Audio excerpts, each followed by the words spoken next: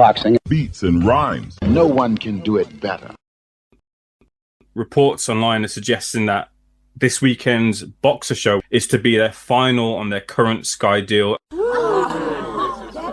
So Okolie Football Ground, this Saturday, June the 7th, a date that clashes with Frank Warren's heavyweight matchup between Fabio Wardley and Justice Huni. That will also be in a football ground, Portman Road, Ipswich Town. But Boxer will have their final card on their Sky contract, where Callum Simpson takes on Ivan Zuko at the Okolie Football Ground, Barnsley, Yorkshire. Now, I think Callum is a good fighter. 17-0, 12 inside the distance. His opponent, Ivan Zuko, is 21-0, with 18 inside the distance. That's for the European title at 168. Now, all the real journalism here has been done by No Smoke Boxing. Big yourself up. The whole article is in the description box. So the Boxer deal is due to expire after June the 7th. Insiders suggest Boxer is pushing for another exclusive multi-year agreement. But Sky is reportedly hesitant to commit to a long-term exclusive deal. In fact, one rumour is that Sky would prefer a more flexible fight-by-fight arrangement rather than a guaranteed annual contract for Boxer. Meanwhile, TNT Sports left with a gap in its boxing coverage after Queensberry Promotions' recent move to DAZN. Is said to be keeping a close eye on these negotiations. If Boxer and Sky cannot extend their partnership, TNT Sports could emerge as a potential new platform for Boxer's events. Now, this is just my opinion. I think Sky are going to go for a Netflix type model. If there's a hot fight or a hot card, they'll put their expertise and they'll put their pound notes behind it and do it big. But as for signing multi-year agreements, so Caroline Dubois can fight in the York Hall, or for Callum Simpson to fight at Okolie Football Ground, nah. I mean, I didn't know about this fight until I watched Seconds Out. And even then, the interviewer didn't mention who was fighting on the Sky card. I had to do a search myself. And then when I came by this No Smoke Boxing article, then I found out it was Callum Simpson. It's been poorly promoted. Everybody knows about Huni versus Wardley in the boxing world. However, it's not all Ben Shalom's fault. Less people are purchasing Sky subscriptions to watch Premier League, and that's likely a result of pirating and illegal streams. And the audience from Premier League create a slipstream into the boxing later in the evening. That element isn't there like it once was. Like, there was a stage where DAZN were desperate for the Premier League rights. I don't know how desperate they are right now. I'm not sure. Boxer's current deal began in 2021 when they replaced Eddie Hearn's Matchroom when they moved over to DAZN. The 4-year contract, reportedly worth over £30 million, is now coming to a close. So it would make perfect sense if TNT plan to stay in boxing that they look at Boxer to replace Queensberry. There's been no leaks, no speculation that Sky are going to renew the same deal or agreement that they got in 2021. And it says here, Boxer seek exclusivity. Sky prefers flexibility. So basically, Boxer want to be the first option on their new deal with Sky. That's not working out with Sky. They want flexibility. So if another promoter's got a hotter gig, they're going to run with that. And Ben's going to have to play the back. Sky are looking at DAZN, and they've got all these different options to keep the punter satisfied. If Eddie ain't rocking it this week, Frank will bring out his set, and even GBM are putting on good shows. Golden Boy. There's no way Sky can give exclusivity to one promoter. They want to go back to the old Skysports when they had Eddie Hearn, Frank Warren, Maloney, Mick Hennessy. Even David Hay did promotions on there. Ricky Hatton, McGuigan. They had about 6-7 promoters on there. And whoever came with the hottest got the gig that week. And then they whittled it down to Matchroom. Frank went off to Box Nation and it all got splintered. The fighters who are signed with Ben Shalom must be pretty frustrated because the dates have been cut down quite drastically.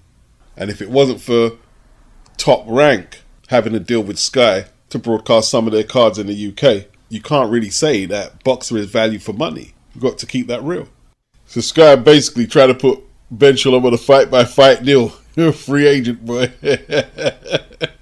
You see, Boxer need a multi-year schedule and a fixed budget, because that's the only way they can hold so many fighters on the roster. But Sky, they want to pick and choose what fights they put out there. They're just not going to accept every and anything served up. They're just not going to accept that. And they don't need to. Until Sky sort their situation out, they're not going to be handing out long-term fixed contracts for anybody just to pump out mediocre shows that are not bringing in the viewership figures. And if Boxer go over to TNT, there's no guarantee they get the same deal structure that they struck with Sky Sports in 2021. The market has changed. That's why the PBC are putting everything on pay-per-view over there at Amazon Prime. Only a couple of cards haven't been pay-per-view. The last one gone being one of them, where Plant got beaten by the Mexican kid. And Charlo put hands on the marshmallow they served up. Because Amazon are not giving them the budget. That's why they've put out so few cards. TNT are going to look at the market, the current state of the market, and what fighters Ben Shalom has on the roster.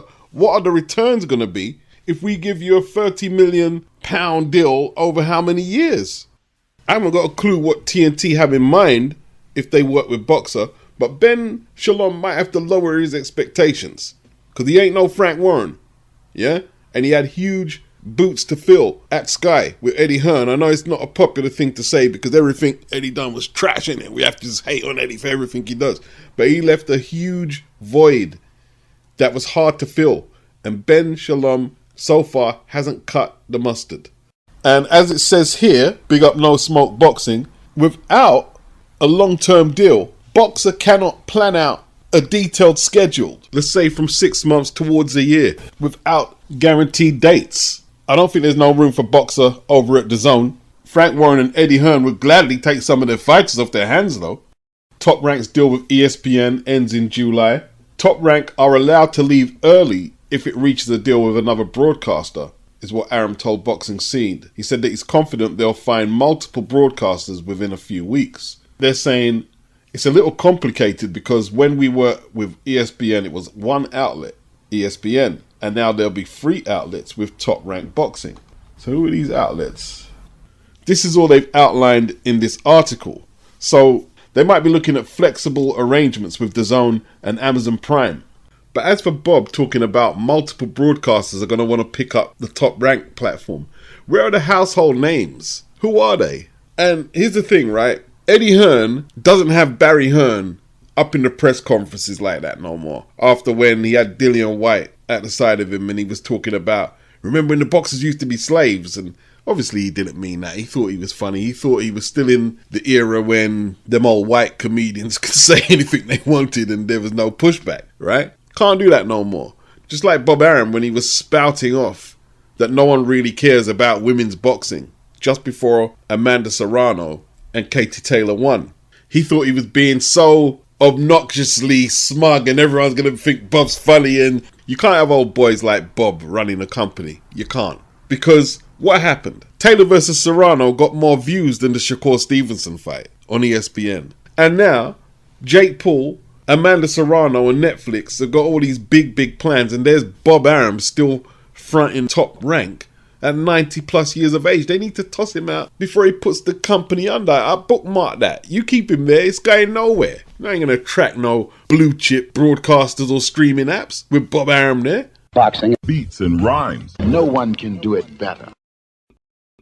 Sources close to No Smoke Boxing indicate that British heavyweights Lawrence Okolie 21-1 with 16 inside the distance, and DILLIAN Whyte 31-3 with 21 inside the distance have agreed to face each other in 2025. Although no official contract has been signed, it appears increasingly likely that the fight fans will finally see the two long-time rivals square off.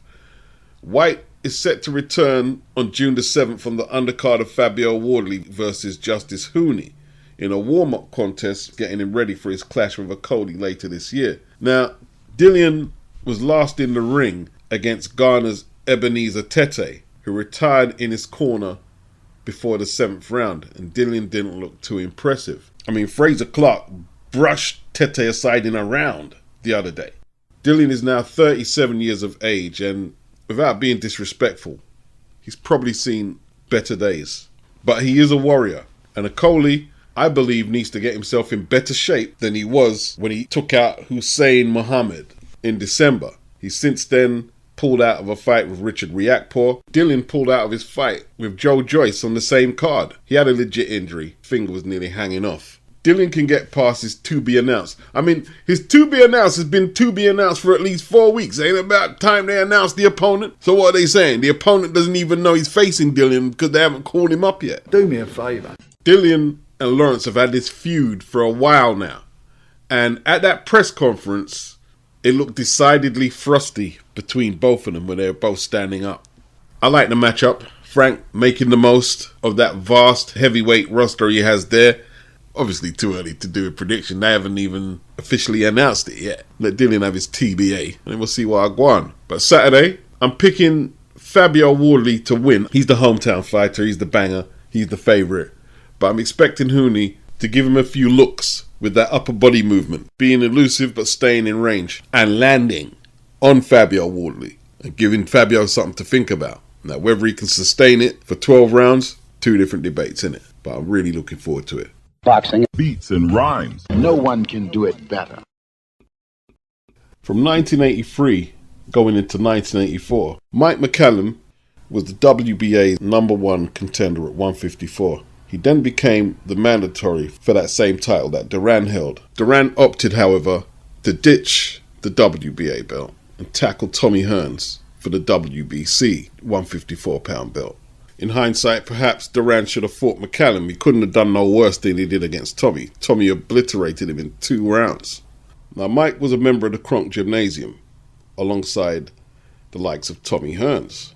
It's been said that Emmanuel Stewart used his influence so Tommy would get the lucrative Duran fight ahead of Mcallum, even though Mcallum was the mandatory for Duran's belt.